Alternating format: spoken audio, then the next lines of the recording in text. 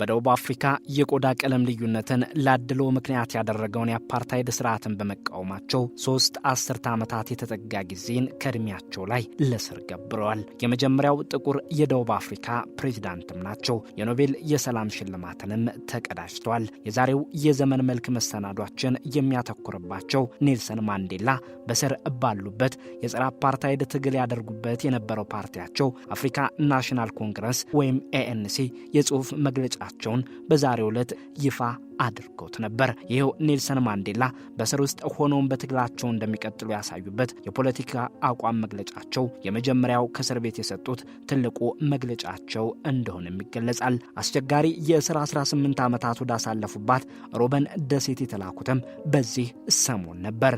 እንደ አውሮፓውያን አቆጣጠር በ1918 በደቡብ አፍሪካ የተወለዱት ኔልሰን ሮሊልሃላ ማንዴላ አባታቸው በቴምቡ ህዝብ ውስጥ የጎሳ መሪ ቢሆኑም የአባታቸው ተከታይ አልሆኑም። ይልቁንም ወደ ዘመናዊ ትምህርት በማዘንበል ዩኒቨርሲቲ ትምህርታቸውን ተከታትለው ጠበቃ መሆን ችለዋል። ፖለቲካዊ ዝንባሌ ያደረባቸው ማንዴላ እንደ አውሮፓውያን አቆጣጠር በ1944 የአፍሪካ ናሽናል ኮንግረስ ፓርቲን ተቀላቅሏል። የጥቁሮች የፖለቲካ ድርጅት የሆነው ፓርቲው ብዙሃኑ ጥቁሮች በሆኑባትና ነጮች ይመሯት በነበረችው ደቡብ አፍሪካ ለብዙሃኑ ጥቁሮች መብት አሸናፊነት የቆመ ፓርቲ ነበር። ሆኖም ኔልሰን ማንዴላ ANC ፓርቲን በተቀላቀሉ 5 ዓመት ባልሞላ ጊዜ ውስጥ ዘውገኛ አቋም ያለው የናሽናል ፓርቲ የደቡብ አፍሪካን የመንግስትነት መንበር ተቆናጠጠ። የቆዳ ቀለም ልዩነትን ያድሎ ምንጭ ያደረገው የአፓርታይድ ስርዓትም በፖሊሲ ደረጃ የነጮች የበላይነትን ያወጀ ሆነ።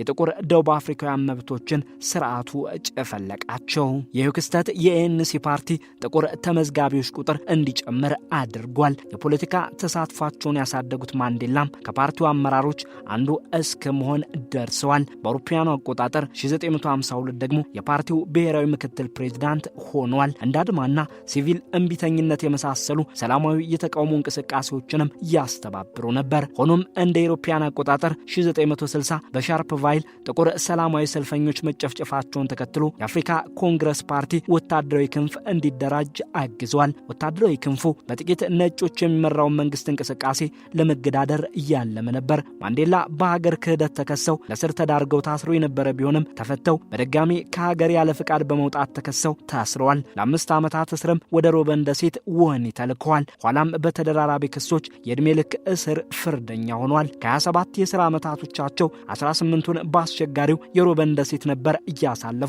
አልጋ በሌለው አነስተኛ እስር ቤት ከመተኛት እስከ ከባድ የጉልበት ስራዎች በአመት አንዴ ለዚያውም ለግማሽ ሰዓት ከመጎብኘት እስከ በ6 ወር አንዴ ብቻ ደብዳቤ ለመጻፍ ፍቃድ መሰጠትን አስተናግደዋል። ሆኖም በስር ሳሉም አብረዋቸው በታሰሩ ሰዎች ድጋፍ የጸረ አፓርታይድ ትግሉን ከሮበን ደሴት ሆነው ያቀጣጥሉ ነበር። የሮበን ደሴት ሁኔታ እንዲሻሻል ጭምር በዚያው ሲቪል እምቢተኝነትን በማቀጣጠል መንግስትን ማስገደድ ችለዋል። በዛሬው ዕለት በአውሮፓውያኑ አቆጣጠር 1980 ከእስር ቤት እንዲወጣ ያደረጉት መግለጫቸውና ፓርቲያቸው ANC ይፋ ያደረገው የጽሑፍ መግለጫቸው የአፓርታይድ ስርዓትን መታገሉ እንዲጠናከረና በህብረት እንዲከወን የሚያሳስብ ነበር። ኔልሰን ማንዴላ ወደ አስቸጋሪው የሮበን ደሴት ለስር የተወረወሩትም በአውሮፓውያኑ 1963 በዚህ ሰሞን ነው። እንደ አውሮፓውያን አቆጣጠር በ1989 ዴክለርክ የደቡብ አፍሪካ ፕሬዝዳንት ሲሆኑ የአፓርታይድ ስርዓት ማብቂያው ሆነ። ዴክለርክ የአፍሪካ ናሽናል ኮንግረስ ላይ የተጣለውን እገዳ ነሱ።